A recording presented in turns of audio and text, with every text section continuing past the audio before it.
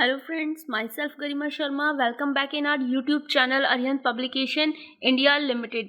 Friends, आज जो मैं आपके लिए वैकेंसी लेके आई हूँ वो 2020 की टॉप वैकेंसीज में से एक है। यस, बिल्कुल सही सुना आपने। आज की जो वैकेंसी है वो IBPS institute of banking personal selection के थ्रू निकाली गई है। 1167 पोस्ट जो कि किसके रिक्रूटमेंट के लिए है? प्रोबेशनरी ऑफिसर और मैनेजमेंट ट्रेनीज के लिए।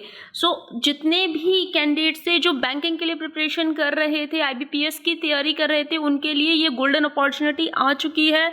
वेट मत कीजिए, देखिए वीडियो को देखिएगा लास्ट तक सो दैट आप समझ पाए क्या प्रोसेस है, किस तरीके से आप अप्लाई कर सकते हैं। तो ये तो बात हुई एक छोटा सा ब्रीफ डिस्क्रिप्शन था। अब इस वीडियो में मैं आपको बताऊंगी कि क्या प्रोसेस है। IBPS ने जो कॉमन रिक्रूटमेंट प्रोसेस के थ्रू ये रिक्रूटमेंट निकाला है प्रोबेशनरी ऑफिसर और मैनेजमेंट ट्रेनीज का, इसके लिए आप किस तरीके से अप्लाई कर सकते हैं सबसे पहले, और क्या एलिजिबिलिटी क्राइटेरिया है, क्या सिलेक्शन प्रोसीजर है, एग्जाम पैटर्न क्या है, क्या क्या सब्जेक्ट्स हैं, नंबर ऑफ मार्किंग क्या है, किस तरीके से बाइफिकेट किया गया है अलग अलग सब्जेक्ट्स को, मतलब सब कुछ कह सकते हैं स्टार्टिंग टू एंड हम डिस्कस करेंगे आज के इस वीडियो में। फ्रेंड्स, वीडियो को एंड तक जरूर देखिएगा जितने भी इंटरेस्टेड कैंडिडेट्स हैं, ताकि वो समझ पाए कि क्या वो एलिजिबल हैं, और अगर एलिजिबल हैं तो क्या प्रोसीजर रहेगा इस जॉब के लिए अप्लाई करने का।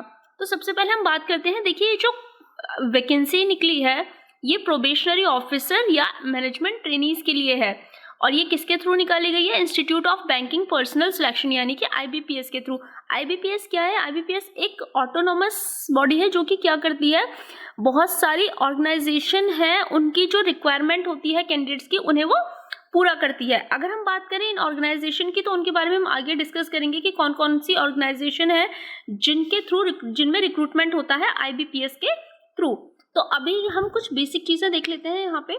देखिए, सबसे पहले अगर बात की जाए जो IBPS ने वैकेंसी निकाली है वो किसके लिए निकाली है? प्रोबेशनरी ऑफिसर और मैनेजमेंट ट्रेनीज के लिए। ऑफिशियल वेबसाइट दी गई है IBPS की www.ibps.in। अगर आपकी कोई भी क्वेरी या कंप्लेंट है तो आप लॉग ऑन कर सकते हैं http://cgrs.ibps.in पे। तो ये तो कुछ बेसिक इन्फॉर्मेशन हो गई है। अब देखिए, जो वैकेंसी निकली है वो किस तरीके से होगी। ऑनलाइन एग्जामिनेशन पैटर्न होगा, 2 फेज में एग्जाम होगा, प्रिलिमिनरी और मेंस का। उसके बाद आपका इंटरव्यू होगा और उसके बाद आपका सिलेक्शन होगा। ठीक है, तो ये तो बेसिक प्रोसेस था जो मैंने आपको बता दिया। जो सिलेक्शन है वो कॉमन रिक्रूटमेंट प्रोसेस के थ्रू ही है। इसके जो मतलब शेड्यूल प्लान किया गया है एग्जाम का वो है अक्टूबर-नवंबर 2020। तो इसी के साथ आगे बढ़ते हैं। अब हम ये देखते हैं कि किस किस ऑर्गेनाइजेशन का इन्वॉल्वमेंट है, कौन कौन सी ऑर्गेनाइजेशन को कैंडिडेट्स प्रोवाइड कराता है IBPS। तो अब बात करते हैं पार्टिसिपेटिंग ऑर्गेनाइजेशन की। तो देखिए कौन कौन से बैंक हैं यहाँ पे। Bank of Baroda, bank of India, bank of Maharashtra, Canara bank, central bank of India, Indian bank, Indian overseas bank, Punjab national bank, Punjab and Sindh bank, UCO bank and union bank of India. बिल्कुल, ये वो सभी बैंक्स हैं कि अगर आप IBPS का एग्जाम देते हैं और आप क्वालिफाई कर लेते हैं प्री और मेंस दोनों, और आपका इंटरव्यू क्लियर हो जाता है, तो आपकी जो ज्वाइनिंग होगी वो इन ऑर्गेनाइजेशंस में होगी। इन ऑर्गेनाइजेशन में आपका जो अलॉटमेंट होगा वो यहाँ पर होगा। ठीक है, तो ये तो बात हुई पार्टिसिपेटिंग ऑर्गेनाइजेशन की। आगे मूव करते हैं इसी के साथ। अब कुछ इंपॉर्टेंट डेट्स देख लेते हैं कि ऑनलाइन रजिस्ट्रेशन का क्या प्रोसेस है, कब तक आप फॉर्म फिल कर सकते हैं, एग्जामिनेशन डेट क्या क्या है। तो देखिए, अगर हम बात करें रजिस्ट्रेशन की तो ऑनलाइन रजिस्ट्रेशन ऑलरेडी स्टार्ट हो चुके हैं आज से, यानी कि 5 अगस्त 2020 से, और जो लास्ट डेट है वो है 26 अगस्त 2020। ये डेट्स जो है ये टेंटेटिव डेट्स हैं। अब हम बात करें एप्लीकेशन फ़ी की, तो एप्लीकेशन फ़ी का जो पेमेंट है वो भी आप 5 अगस्त 2020 से 26 अगस्त 2020 तक कर सकते हैं। कॉल लेटर आप प्री एग्जाम ट्रेनिंग की जहाँ तक बात की जाए, देखिए जहाँ पे ये 2 ब्लैक कलर के डॉट लगे हुए हैं, एक तो प्री एग्जाम ट्रेनिंग के कॉल लेटर पे और एक conduct of pre exam training. तो देखिए, ये यहाँ पे नीचे भी एक नोट दिया गया है, in case it is possible and safe to hold PET। तो ऐसा ज़रूरी नहीं है कि PET कंडक्ट ही किया जाएगा। कोविड-19 की सिचुएशन को देखते हुए इस पर डिसीजन लिया जा सकता है, ये हो भी सकता है और नहीं भी हो सकता, तो इसका कंफर्म नहीं है। इसलिए जो भी इसकी भी डेट है वो भी टेंटेटिव ही यहाँ पे मेंशन की गई है कि इसका जो कॉल लेटर होगा वो सितंबर तक आएगा अगर ये कंडक्ट हुआ तो। और जो प्री एग्जाम ट्रेनिंग है कंडक्ट होगी तो 21 सितंबर 2020 से 26 सितंबर 2020 तक होगी। अब बात करते हैं प्रीलिमिनरी की, तो उसकी जो कॉल लेटर आप डाउनलोड कर सकते हैं अक्टूबर 2020 में करेंगे, और जो एग्ज़ाम होगा आपका वो 3 अक्टूबर 2020, 10 अक्टूबर 2020 एंड 11 अक्टूबर 2020, ये 3 डेट्स दी गई हैं प्रीलिमिनरी एग्ज़ाम के लिए। अगर रिजल्ट की बात करें तो अक्टूबर या नवंबर 2020 तक इसका रिजल्ट आ जाएगा। उसके बाद आप जिनका प्री क्वालिफाई हो जाएगा, क्लियर हो जाएगा, वो क्या करवाएंगे, वो फिर मेंस के लिए एलिजिबल होंगे और वो फिर अपना कॉल लेटर जो है मेंस का वो नवंबर तक जो कि वेबसाइट पे अवेलेबल होगा वहाँ से डाउनलोड कर सकते हैं। जो ऑनलाइन एग्जामिनेशन होगा आपका मेंस का वो होगा 28 नवंबर 2020 में, यानी कि 2020 के एंड तक। इसका रिजल्ट भी दिसंबर तक आ जाएगा मेंस का। और उसके बाद जो कैंडिडेट्स मेंस क्लियर कर चुके होंगे, इंटरव्यू का जो प्रोसेस है वो 2021 से स्टार्ट होगा। जनवरी में आपको कॉल लेटर मिलेगा इंटरव्यू का, और जो इंटरव्यू कंडक्ट होगा वो जनवरी या फरवरी में 2021 में होगा, ठीक है। और प्रोविजनल अलॉटमेंट जो आपका हो जाएगा वो अप्रैल 2021 तक स्टार्ट हो जाएगा। तो ये तो कुछ इंपॉर्टेंट डेट्स थी। आगे मूव करते हैं इन्हीं के साथ। अब हम बात करते हैं, देखिए जो भी एलिजिबिलिटी क्राइटेरिया है, अगर हम बात करें यहाँ पे एक इंपॉर्टेंट नोट दिया गया है, please note that the eligibility criteria specified herein are the basic criteria for applying for the post of candidates must necessarily produce the relevant documents in original and photocopy in support of their identity and eligibility pertaining of category, nationality, age, educational qualification, etc. as indicated in the online application form at the time of interview and any subsequent stage of the recruitment process as required by the IBPS participating organization. बिल्कुल आप जो भी details अपनी form में fill करेंगे उनका आपके पास एक रिलेवेंट डॉक्यूमेंट्स होना, ओरिजिनल भी और फोटोकॉपी भी दोनों ही ज़रूरी हैं, जो आपको इंटरव्यू के टाइम पे दिखाना होगा या फिर और भी किसी भी सब्सिक्वेंट स्टेज पे आपको क्या करना होगा, शो करना होगा, जिसमें आपकी category, nationality, age, educational qualification ये सभी चीज़ें इंक्लूड है। अगर कोई भी चेंजेस इनमें मिलता है जो आपने एप्लीकेशन फॉर्म में फिल किया था और जो आपके ओरिजिनल डॉक्यूमेंट्स में, तो वहाँ पे आपका जो अलॉटमेंट होगा वो कैंसिल हो जाएगा। तो ये तो बात हुई एक कुछ इंपॉर्टेंट इन्फॉर्मेशन की। अगर हम बात करें नेशनैलिटी की, तो देखिए जो नेशनैलिटी है, a candidate must be that a citizen of India, a subject of Nepal, a subject of Bhutan, A Tibetan refugee who came over to India before 1st January 1962 with the intention of permanently settling in India। Tibet के जो भी refugees हैं जो India आ गए हैं कब, 1 जनवरी 1962 से पहले किस परमानेंटली सेटल होने के लिए इंडिया में, तो वो भी क्या कर सकते हैं, अप्लाई कर सकते हैं। A person of Indian origin who has migrated from Pakistan, Burma, Sri Lanka, East African countries of Kenya, लिगाडा and united public of Tanzania, ये लोग भी क्या कर सकते हैं, अप्लाई कर सकते हैं। आगे मूव करते हैं इसी के साथ। देखिए अब हम बात करते हैं एज की। तो अगर एज की बात की जाए तो जो मिनिमम एज दी गई है यहाँ पे वो 20 ईयर्स है और मैक्सिमम जो एज दी गई है वो 30 ईयर्स है। A candidate must have been born not earlier than 2 August 1919 and not later than 1 August 2000, यानी कि जो भी कैंडिडेट अप्लाई करेंगे वो उनका जो बर्थ होना चाहिए वो 2 अगस्त 1990 से 1 अगस्त 2000 तक के बीच का होना ज़रूरी है। उससे पहले वाले 1990 से पहले वाले और 2000 के बाद वाले कैंडिडेट्स एलिजिबल नहीं है और अप्लाई नहीं कर सकते। अब बात करते हैं एज रिलैक्सेशन की। तो देखिए जो एज रिलैक्सेशन दिया गया है अपर एज लिमिट में, शेड्यूल कास्ट, शेड्यूल ट्राइब के लिए 5 ईयर्स का है, अदर बैकवर्ड क्लासेस के लिए, नॉन क्रीमी लेयर के लिए 3 ईयर्स का है, person with benchmark disabilities as defined under the rights of person with disabilities act 2016 के अकॉर्डिंग 10 ईयर्स का एज रिलैक्सेशन दिया गया है। Ex serviceman, commissioned officer including emergency commissioned officers, ECOs, short service commissioned officer, SSCOs who have rendered at least 5 years military service and have been released on completion of assignment, including those whose assignment is due to be completed within 1 year from the last date of receipt of application, otherwise than by the way of dismissal or discharge on account of misconduct or inefficiency or physical disability attributable to military service or invalidment। तो इन सभी के लिए कितने 5 years का age relaxation यहाँ पे दिया गया है। आगे मूव करते हैं इसी के साथ।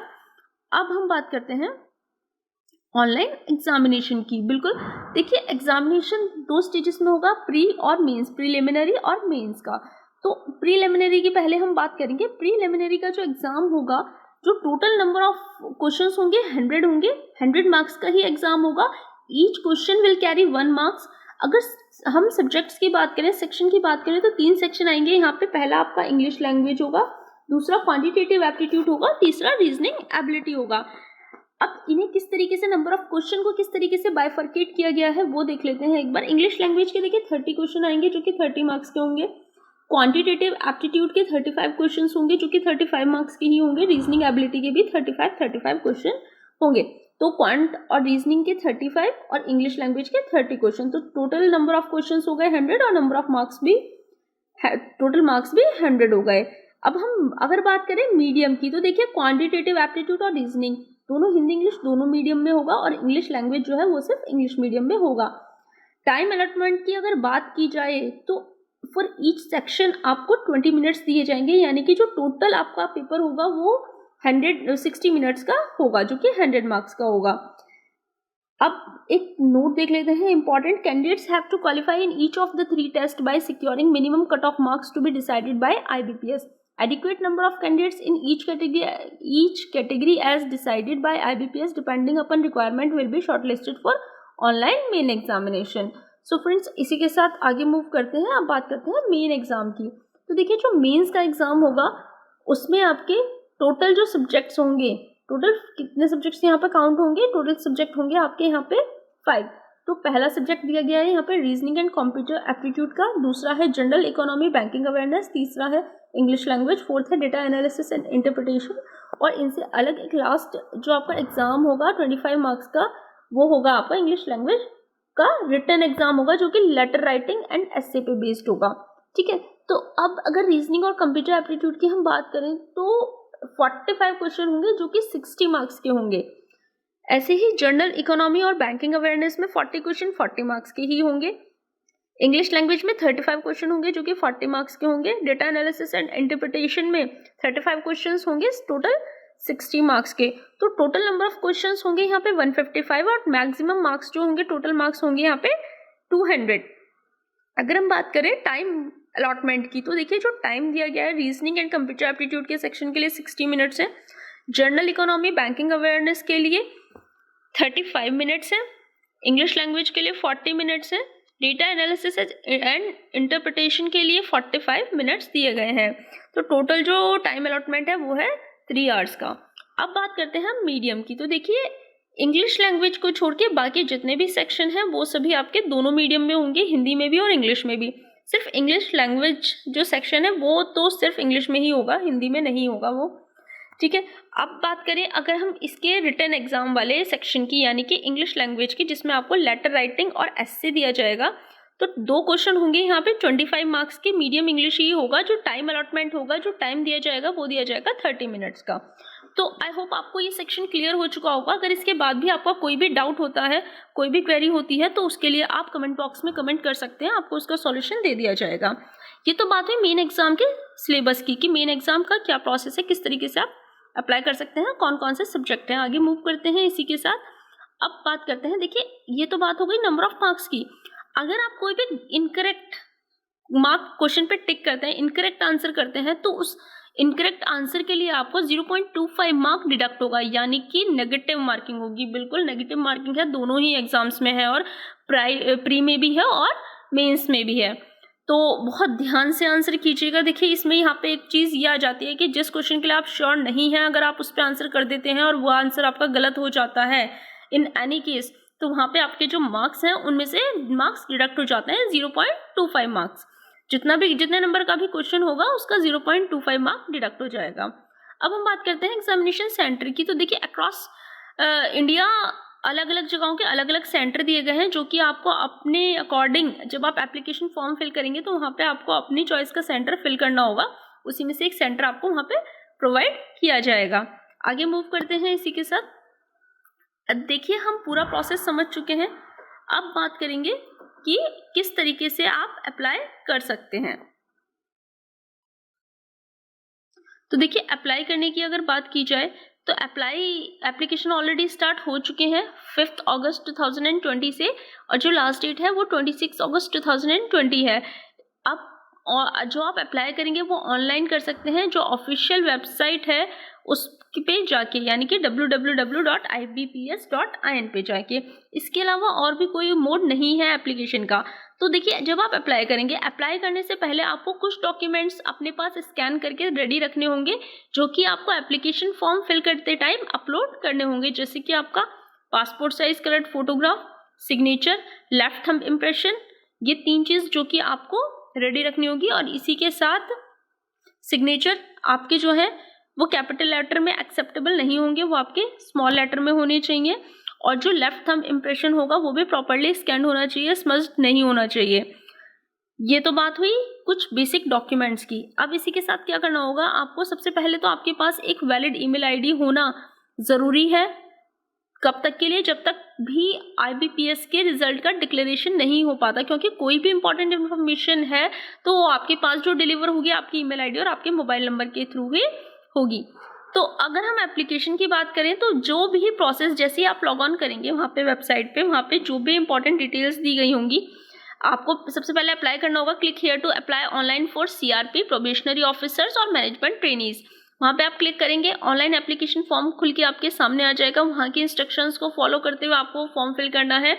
फिर रिक्वायर्ड जो भी डॉक्यूमेंट्स हैं, जैसे कि आपका photograph, signature, left thumb impression और हैंड रिटन डिक्लेरेशन, ये सभी आपको वहाँ पे स्कैन कॉपीज जो होंगी वो अपलोड करनी होगी। उसके बाद आपको फ़ी का पेमेंट करना होगा। तो देखिए, जो फ़ी यहाँ पे दी गई है, अगर हम बात करें शेड्यूल कास्ट, शेड्यूल ट्राइब और person with benchmark disabilities candidates के लिए, तो इनके लिए जो फीस दी गई है 175 रुपीज़ है। ठीक है। अगर हम बात करें बाकी सभी कैटेगरीज की, चाहे फिर वो अनरिजर्व कैटेगरी हो या बाकी कैटेगरीज हो, उन सभी के लिए 850 रुपीज़ फीस दी गई है, जो कि आपको ऑनलाइन पेमेंट करनी होगी, जिसका पेमेंट आप डेबिट कार्ड, क्रेडिट कार्ड या इंटरनेट बैंकिंग के थ्रू कर सकते हैं। सो फ्रेंड्स, ये तो बात हो गई पूरा प्रोसीजर कि किस तरीके से आपको अप्लाई करना है। मोड ऑफ पेमेंट भी मैं आपको बता चुकी हूँ। अब इसके बाद देखिए, कुछ इंपॉर्टेंट नोट्स दिए गए हैं IBPS के द्वारा, वो देख लेते हैं। Please note that all the particular mention in the online application including name of the candidate, category, date of birth, address, mobile number, email ID, centre of examination, registration of preference for participating organisation etcetera. ठीक है।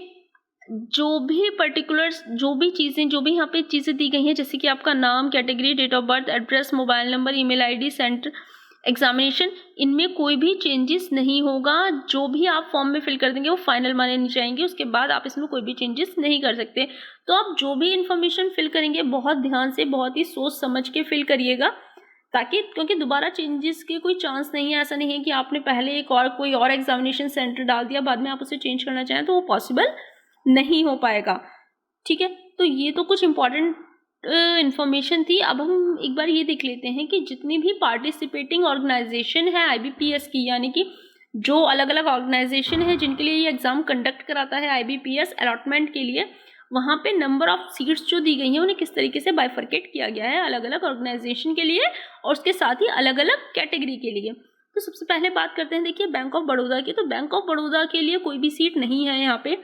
अगर बात करें bank of India की, bank of India में जो total number of seats हैं वो 734 हैं, जिसमें से शेड्यूल कास्ट के लिए 110, शेड्यूल ट्राइब के लिए 55 है, अदर बैकवर्ड क्लासेस के लिए 198 है, EWS के लिए 74 है और अनरिजर्व क्लासेस के लिए 297 है। टोटल नंबर ऑफ सीट्स हो गई 734। अब PWBD की, यानी कि पर्सन विद बेंचमार्क डिसेबिलिटी की बात करें तो HI कैटेगरी के लिए 8, OC के लिए 7, VI के लिए 7 और ID के लिए 7 है। बैंक ऑफ महाराष्ट्र की कोई भी सीट रिपोर्ट नहीं की गई है अभी तक, कैनरा बैंक की भी नहीं की गई है, सेंट्रल बैंक ऑफ इंडिया में कोई नंबर ऑफ सीट्स हैं ही नहीं, इंडियन बैंक की भी अभी रिपोर्ट नहीं की गई है, इंडियन ओवरसीज़ बैंक में भी कोई सीट्स नहीं है, PNB में पंजाब नेशनल बैंक की भी रिपोर्ट नहीं की गई है। पंजाब एंड सिंध बैंक की अगर हम बात करें तो शेड्यूल कास्ट के लिए 14 है, शेड्यूल ट्राइब के लिए 6 है, अदर बैकवर्ड क्लासेस के लिए 21 है, इकोनॉमिकली वीकर सेक्शन के लिए 8 है, अनरिजर्व क्लासेस के लिए 34 है। तो टोटल नंबर ऑफ सीट्स हैं यहाँ पे 83। PWBD कैटेगरी के लिए कोई सीट यहाँ नहीं दी गई है। तो अब UCO बैंक की बात की जाए तो वहाँ पे भी शेड्यूल कास्ट के लिए SC के लिए 35 है, ST के लिए 10 है, ओबीसी के लिए 14 है, ईडब्ल्यूएस के लिए 35 है और अनरिजर्व्ड कैटेगरी के लिए 256 है। तो टोटल नंबर ऑफ सीट्स हैं यहाँ पे 350। और पीडब्ल्यूबीडी की अगर बात की जाए तो इसमें एचआई के लिए 7, ओसी के लिए 4, वीआई के लिए 4 और आईडी के लिए 29 सीट्स हैं। देखिए यूनियन बैंक ऑफ इंडिया ने भी अभी रिपोर्ट नहीं की है number of seats category wise, तो टोटल यहाँ पे जो नंबर ऑफ सीट्स हैं वो 1167 सीट्स हैं। तो फ्रेंड्स ये तो बात हुई सीट्स की कि किस ऑर्गेनाइजेशन में कितनी सीट की रिक्वायरमेंट है, कितनी सीट्स खाली हैं। फ्रेंड्स अब बात करते हैं एजुकेशनल क्वालिफिकेशन की। देखिए एजुकेशनल क्वालिफिकेशन की अगर बात की जाए एज ऑन 26 अगस्त 2020 आपके पास डिग्री होना ग्रेजुएशन की किसी भी डिसिप्लिन में किसी भी यूनिवर्सिटी से जो कि रिकॉग्नाइज्ड हो गवर्नमेंट ऑफ इंडिया के द्वारा या इसी के इक्विवेलेंट कोई भी क्वालिफिकेशन अगर आपके पास है recognised as such by the central government तो भी आप एलिजिबल हैं, अप्लाई कर सकते हैं। बस उसके लिए आपके पास एक वैलिड मार्कशीट डिग्री सर्टिफिकेट होना ज़रूरी है। और वो कैंडिडेट्स जिन्होंने 2021 में ही क्लियर किया है तो उनका रिजल्ट क्लियर हो जाना चाहिए 26 अगस्त 2020 से पहले। अगर आपका रिजल्ट आ चुका है, आप पास हो चुके हैं तो भी आप एलिजिबल हैं और आप अप्लाई कर सकते हैं। तो फ्रेंड्स ये बात हुई एजुकेशनल क्वालिफिकेशन की। देखिए अगर आप इंटरेस्टेड हैं इस वैकेंसी में तो बिल्कुल अप्लाई कीजिएगा और इसी के साथ एलिजिबल हैं तो ज़रूर आप अप्लाई कर सकते हैं पीओ की पोस्ट के लिए, क्योंकि नंबर ऑफ सीट्स भी ठीक ठाक दी गई हैं और जो पार्टिसिपेटिंग ऑर्गेनाइजेशन है वो भी सही है, तो बेनिफिशियल है ये वैकेंसी आप सभी के लिए। अब बताना चाहूँगी अब जो कैंडिडेट इंटरेस्टेड है और अपना माइंड सेट कर चुके हैं कि हाँ उन्हें अप्लाई करना ही करना है, तो देखिए आप प्रिपरेशन के लिए अरिहंत पब्लिकेशन की बुक परचेस कर सकते हैं जो कि प्री और मेंस दोनों के एग्जाम्स के लिए अवेलेबल है मार्केट में। बिल्कुल बहुत सफिशिएंट बुक रहेगी आपके लिए, जितने भी इंपॉर्टेंट क्वेश्चंस हैं सेक्शन वाइज सभी कवर किए गए हैं उस बुक में, तो उसे आप मार्केट से परचेस कर सकते हैं। और इसके अलावा और भी कोई क्वेरी है आपकी तो कमेंट बॉक्स में कमेंट कर सकते हैं आप। आज के लिए फ्रेंड्स बस इतना ही था। नेक्स्ट वीडियो में फिर मिलूंगी आपसे एक नई वैकेंसी के साथ, एक नए जॉब रिक्रूटमेंट के साथ। तब तक के लिए थैंक यू, गुड बाय।